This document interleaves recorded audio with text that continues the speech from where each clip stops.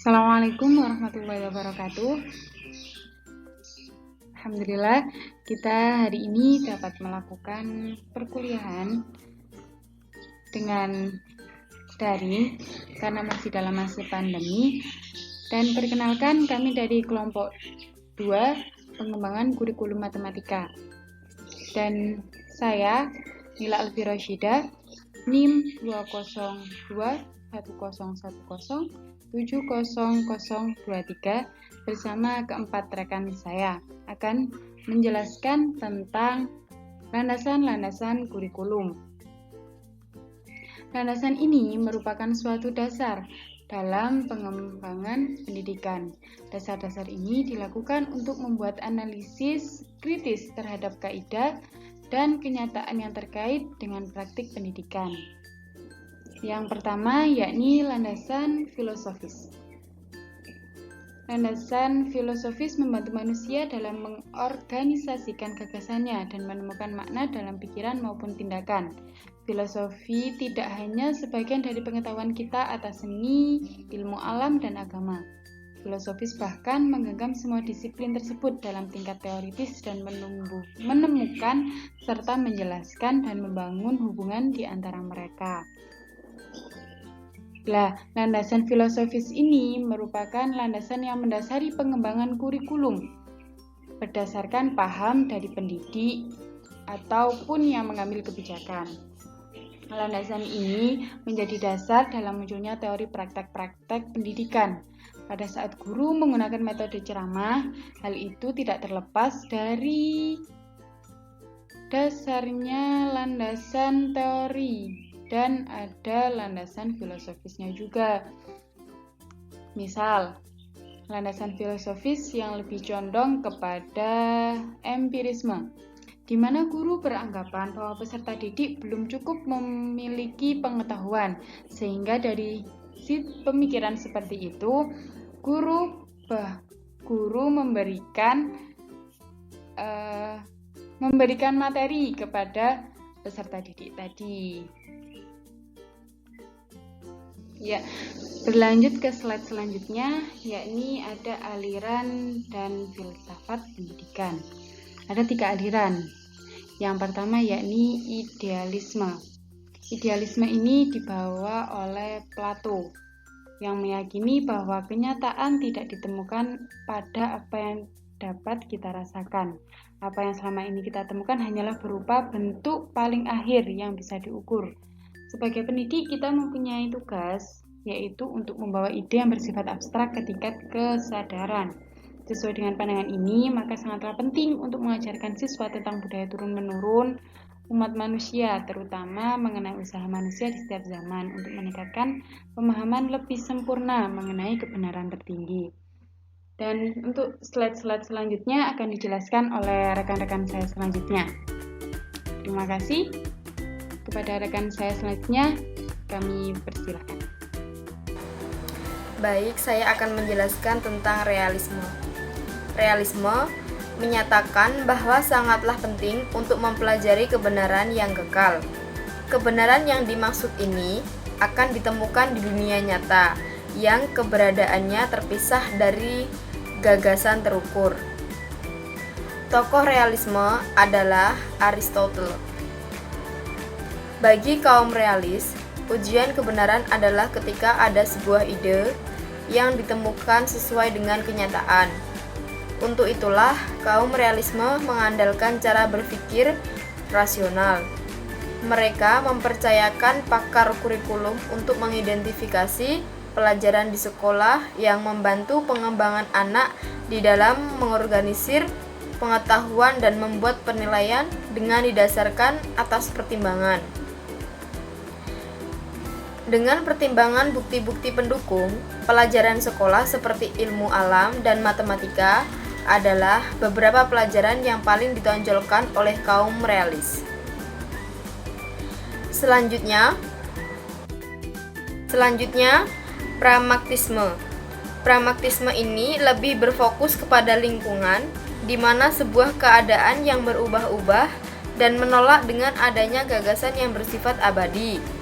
Tokoh yang mempelopori pragmatisme adalah John Dewey, di mana beliau lebih mengutamakan pada penekanan kebutuhan manusia muda untuk membangun dan membuat pemikiran yang bisa digunakan untuk memecahkan setiap masalah.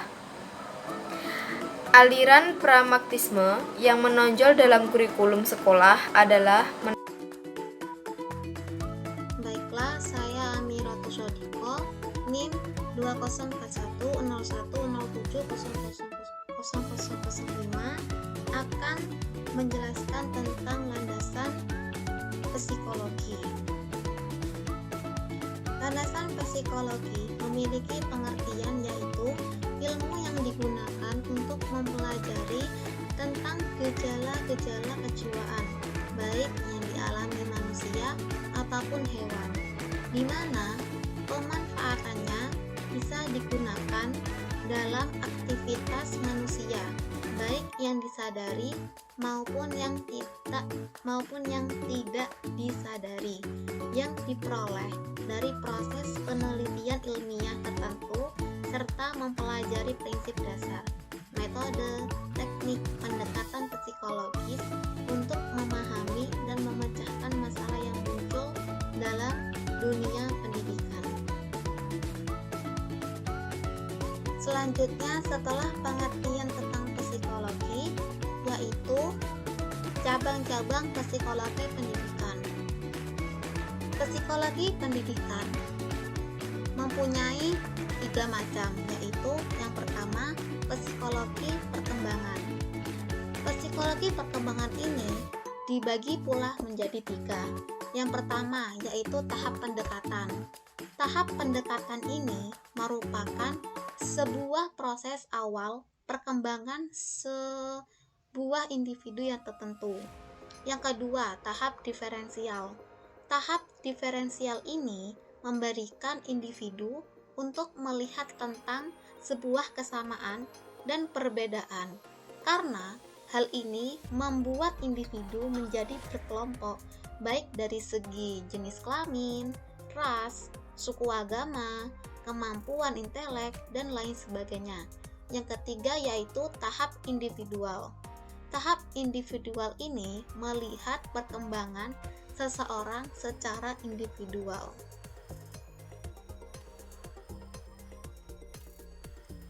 Cabang pendidikan psikologi yang kedua adalah psikologi belajar. Dalam proses psikologi belajar ini, ada beberapa prinsip belajar yang harus diperhatikan. Yang pertama adalah kontinuitas, yang kedua pengulangan, yang ketiga penguatan, yang keempat yaitu membangun motivasi positif serta percaya diri dalam belajar, dan jauhi motivasi yang negatif. Tersedia materi yang lengkap. Dan terakhir, upaya bagaimana kita bisa membangkitkan keterampilan intelektual. Sedangkan untuk peserta didik sendiri sebagai subjek pembelajaran juga ada beberapa hal yang perlu dipersiapkan, seperti watak. Bagaimana wataknya? Kedua, kemampuan umum atau biasa yang kita sebut dengan EQ, kemampuan khusus, bakatnya, kepribadiannya, bagaimana latar belakangnya, kecakapan, kecerdasan, serta kreativitas. Yang ketiga adalah psikologi sosial. Psikologi sosial adalah ilmu yang mempelajari tentang pengaruh sosial terhadap perilaku manusia. Dalam dunia pendidikan, salah satu hal yang penting untuk seorang pendidik adalah mampu membangun kesan positif pada hari pertama atau hari-hari selanjutnya untuk para peserta didik. Dalam dunia pendidikan, kesepakatan dan kepatuhan merupakan faktor yang penting karena tanpa adanya kesepakatan dan kepatuhan akan sulit melaksanakan sesuatu lebih dalam hal kelompok. Ada beberapa hal yang mempengaruhi kesepakatan, yaitu yang pertama, penjelasan pentingnya persatuan dan kesatuan. Kemudian perasaan takut disisihkan oleh teman-teman. Kemudian adanya anggota kelompok yang inti dan besarnya kelompok, tingkat keahlian anggota kelompok, kepercayaan diri pada masing-masing peserta didik, keakraban dan perbaruan anggota kelompok, serta komitmen masing-masing terhadap kewajiban dalam sebuah kelompok. Kemudian ada landasan sosiologis. Landasan sosiologis menyangkut kekuatan-kekuatan sosial di masyarakat. Kekuatan-kekuatan itu berkembang dan selalu berubah-ubah sesuai dengan perkembangan zaman. Kekuatan itu dapat berupa kekuatan nyata maupun kekuatan yang potensial dan dapat berpengaruh dalam perkembangan kebudayaan seirama dengan dinamika masyarakat. Perkembangan peserta didik dan kurikulum. Faktor kebudayaan merupakan bagian yang penting dalam pengembangan kurikulum dengan pertimbangan. Yang pertama, individu lahir tak berbudaya, baik dalam hal kebiasaan, cita-cita, sikap, pengetahuan, keterampilan, dan sebagainya. Yang kedua, kurikulum dalam suatu masyarakat pada dasarnya merupakan refleksi dari cara orang berpikir, berasa, bercita-cita, dan kebiasaan-kebiasaan. Yang ketiga, seluruh nilai yang telah disepakati masyarakat dapat pula disebut kebudayaan. Kebudayaan adalah hasil dari cipta, rasa, karsa manusia yang diwujudkan dalam 3 gejala, yaitu ide, konsep, gagasan, nilai, norma, peraturan, dan lain-lain. Kemudian masyarakat dan kurikulum. Pengembangan kurikulum juga harus ditekankan pada pengembangan individu yang mencakup keterkaitannya dengan lingkungan sosial setempat. Lingkungan sosial budaya merupakan sumber daya yang mencakup kebudayaan, ilmu pengetahuan, dan teknologi. Berdasarkan uraian tersebut, sangatlah penting memperhatikan faktor kebutuhan masyarakat dalam pengembangan kurikulum. Pengembangan masyarakat menuntut tersedianya proses pendidikan yang relevan. Kita memaklumi bahwa pendidikan merupakan usaha mempersiapkan peserta didik untuk terjun ke lingkungan masyarakat. Pendidikan bukan hanya untuk pendidikan semata, namun memberikan bekal pengetahuan, keterampilan, serta nilai-nilai untuk hidup, bekerja, dan mencapai perkembangan lebih lanjut pada masyarakat. Dengan pendidikan, kita tidak mengharapkan muncul manusia-manusia yang menjadi tersaingi dari lingkungan masyarakatnya, tetapi justru melalui pendidikan diharapkan dapat lebih mengerti dan mampu membangun kehidupan masyarakatnya. Salah satu aspek yang paling penting dalam sistem sosial budaya adalah tatanan nilai-nilai yang mengatur cara kehidupan dan berperilaku para warga masyarakat. Nilai-nilai tersebut dapat bersumber dari agama, politik, budaya, atau segi-segi kehidupan yang lainnya. Assalamualaikum warahmatullahi wabarakatuh. Nama saya Gilang Sufikri Rahmadani dengan NIM 261 0107 6030 akan membahas tentang landasan organisatoris. Landasan ini berpijak pada teori psikologi asosiasi yang menganggap keseluruhan adalah jumlah bagian-bagiannya, sehingga menjadikan kurikulum merupakan mata kuliah yang terpisah-pisah. Kemudian disusul teori psikologi Gestalt yang menganggap keseluruhan memengaruhi organisasi kurikulum yang disusun secara unit tanpa adanya batas-batas antara berbagai mata pelajaran. Suatu aktivitas dalam mencapai tujuan pendidikan formal perlu suatu bentuk pola yang jelas tentang bahan yang akan disajikan atau diproseskan kepada peserta didik. Pola atau bentuk bahan yang akan disajikan inilah yang dimaksud organisasi kurikulum. Apa itu organisasi kurikulum? Organisasi kurikulum adalah suatu faktor yang penting sekali dalam pengembangan dan pembinaan kurikulum dan berkaitan dengan tujuan program pendidikan yang hendak dicapai, karena bentuk kurikulum menentukan isi bahan pelajaran dan cara menyajikannya. Dan hal-hal yang perlu diperhatikan dalam kaitannya dengan organisatoris adalah tujuan bahan pelajaran dan pengorganisasian bahan. Selanjutnya yaitu 3 bentuk tipe kurikulum berdasarkan organisatoris, yaitu separate subjek kurikulum, yaitu segala bahan pelajaran yang disajikan dalam subjek atau mata pelajaran yang terpisah-pisah, yang satu lepas dari yang lain. Yang kedua yaitu correlate kurikulum, yaitu menghubungkan suatu pelajaran dengan pelajaran lainnya dengan memelihara identitas awal pelajaran. Yang ketiga yaitu integrate kurikulum, yaitu kurikulum terpadu, adalah kurikulum yang secara sengaja mengaitkan beberapa aspek baik dalam intra mata pelajaran maupun antar mata pelajaran.